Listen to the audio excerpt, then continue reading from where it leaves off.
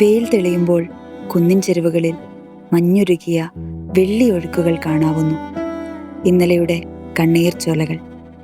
അവൾ നോക്കി നിൽക്കെ നരച്ച ആകാശം തെളിഞ്ഞു. പതുക്കെ പതുക്കെ മലയോരത്തിൽ ഇളവയിൽ പരന്നു. താഴ്വരയിലെ നടപ്പാതയുടെ വളവിലെ കൂറ്റൻ ബെർച്ചുമരത്തിന്റെ നനവുള്ള ഇലച്ചാർത്തുകൾ തിളങ്ങുന്നു. മഞ്ഞും മേഘവും കലർന്നു നിന്ന വിദൂരതയിൽ കൊടുമുടികളുടെ നരച്ച ശിരസുകൾ തെളിയുന്നു. ഓരോ മഞ്ഞുകാലവും വന്നു പോകുന്നതറിയാതെ ജീവിതമാകുന്ന കാത്തിരിപ്പിന്റെ ഒറ്റ ഋതുവിലേക്ക് തുന്നിച്ചേർത്ത വിമല. കുമയൂൺ കുന്നുകൾക്ക് താഴെ നൈനിറ്റാളിന്റെ താഴ്വരയിൽ മഞ്ഞിൽ പൊതിഞ്ഞ ഒരു പിടി കാത്തിരിപ്പുകളെ കോർത്തുവെച്ച നോവല്ല.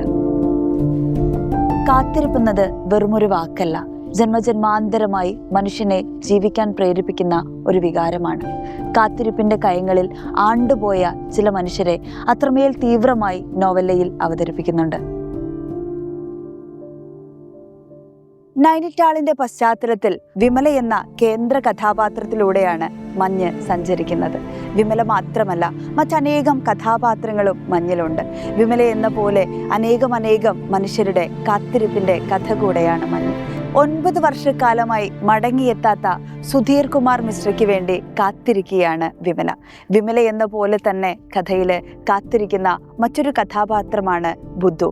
താൻ ഒരിക്കൽ പോലും ജീവിതത്തിൽ കണ്ടിട്ടില്ലാത്ത തൻ്റെ അച്ഛന് വേണ്ടി കാത്തിരിക്കുകയാണ് അവൻ.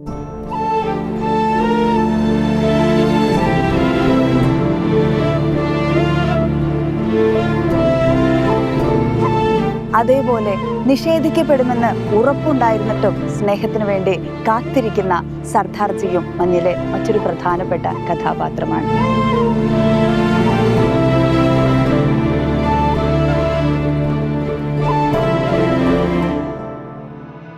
അക്ഷരങ്ങളിലൂടെ കഥാപാത്രങ്ങളെ, അവരുടെ വേദനയെ, സ്വപ്നങ്ങളെ, പ്രതീക്ഷകളെ, എന്തിനേറെ പറയുന്നു കാലാവസ്ഥയെ പോലും അനുഭവിച്ചറിയാൻ സാധ്യമാവുന്നത് എന്ത് മനോഹരമായ അനുഭവമാണ്. അത്തരത്തിലുള്ള അനുഭൂതി വായനക്കാരനെ സമ്മാനിക്കണമെങ്കിൽ അതൊരു അസാധാരണക്കാരനായ എഴുത്തുകാരനെ കൊണ്ട് മാത്രമേ സാധിക്കുകയുള്ളൂ.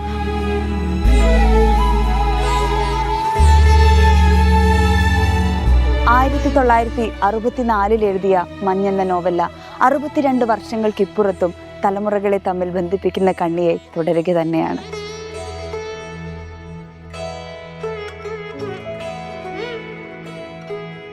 എനിക്ക് നിങ്ങളെ ഇഷ്ടമാണ്. കാരണമൊന്നുമില്ല, പരിഭ്രമിക്കാനുമില്ല. വഴിയിൽ തടഞ്ഞു നിർത്തില്ല, പ്രേമലേഖനം എഴുതില്ല, ഒന്നും ചെയ്യില്ല. ഒരു ബന്ധവും സങ്കല്പിക്കാതെ വെറുതെ എനിക്ക് നിങ്ങളെ ഇഷ്ടമാണ്. ആവശ്യമോ അഭ്യർത്ഥനയോ ഇല്ലായിരുന്നു, മറുപടി പ്രതീക്ഷിക്കുന്നുമില്ല. ഇങ്ങനെ സ്നേഹത്തിന് മറ്റൊരു അർത്ഥതലം കൂടെ പറഞ്ഞു വെക്കുകയാണ് എം ടി. സ്നേഹം നിരസിക്കപ്പെടുമ്പോൾ പരസ്പരം കൊല ചെയ്യപ്പെടുന്ന പുതിയ കാലത്ത് ഇത്തരം വാക്കുകൾ പകരുന്ന വെളിച്ചം ചെറുതല്ല. നിരാശയുടെ പടുകുഴിയിലേക്ക് വീണു പോകുമ്പോഴും ആശിക്കാനും പ്രതീക്ഷിക്കാനുമൊക്കെ എന്തെങ്കിലുമൊക്കെ ജീവിതം ബാക്കി വെക്കുമെന്ന പ്രതീക്ഷയിലാണ് നോവല്ല അവസാനിക്കുന്നത്. എഴുതാൻ ആഗ്രഹിക്കുന്നവർക്ക്, വായിക്കാൻ ഇഷ്ടമുള്ളവർക്ക് മഞ്ഞിനേക്കാൾ മനോഹരമായ മറ്റൊരു തെരഞ്ഞെടുപ്പില്ല. തീർച്ചയായും വായിച്ച് അനുഭവിക്കേണ്ട പുസ്തകങ്ങളിൽ ഒന്ന് തന്നെയാണ് മഞ്ഞ്. വിമലയെ പോലെ, സുധീർ കുമാർ മിശ്രയെ പോലെ ഇനിയും ഒരുപാട് കഥാപാത്രങ്ങളെ നമുക്ക് കാണാം. ഒരു വ്യക്തിയെ പറ്റി പറയുമ്പോൾ അയാൾ ദുഃഖിക്കുന്നു, അയാൾ തീവ്രമായി ദുഃഖിക്കുന്നു എന്ന് പറയുന്നതിനേക്കാളും ആ ദുഃഖം അയാളുടെ ഉള്ളിലേക്ക് കടന്നിട്ട് നമ്മളൊന്ന് കാണാൻ ശ്രമിച്ചാൽ ഒരു വ്യത്യാസം ഉണ്ടാവും എന്നുള്ളൊരു തോന്നലാണ്. ഇപ്പോൾ ഈ നമ്മൾ മനുഷ്യനെ ശരിക്കും മനസ്സിലാക്കണം എന്നുണ്ടെങ്കിൽ അയാളുടെ ആന്തര വ്യാപാരങ്ങൾ മനസ്സിലാക്കണം. അയാളുടെ മനസ്സിനകത്തേക്ക് കടന്നാൽ കുറേ കൂടി നമുക്ക് മനസ്സിലാവും. ഇപ്പോൾ പുറമേ നിന്ന് നമ്മൾ കാണുന്ന ചിരിക്കുന്ന ഒരാൾ, കരയുന്നു, രോഷം കൊള്ളുന്നു, എന്തുകൊണ്ട് എന്നുള്ളൊരു ചോദ്യമുണ്ട്. അപ്പോൾ അത് കുറേയെങ്കിലും നമുക്കതിന് എന്തുകൊണ്ട് എന്നുള്ളതിനൊരു ഉത്തരം കിട്ടുന്നത് നമ്മൾ അയാളുടെ ഉള്ളറയിലേക്കൊന്ന് നോക്കാൻ സാധിക്കുക എന്നുള്ളതാണ്. അപ്പോൾ അതുകൊണ്ട് പതുക്കെ ഈ ഇവരുടെ മാനസിക വ്യാപാരങ്ങളിലേക്ക് പ്രവേശിച്ചുകൊണ്ട് അവിടെ നടക്കുന്നത് എന്തെന്ന് അപഗ്രഥിക്കാനുള്ളൊരു ശ്രമം നടത്തണമെന്ന് എനിക്കൊരു തോന്നലുണ്ടായിരുന്നു.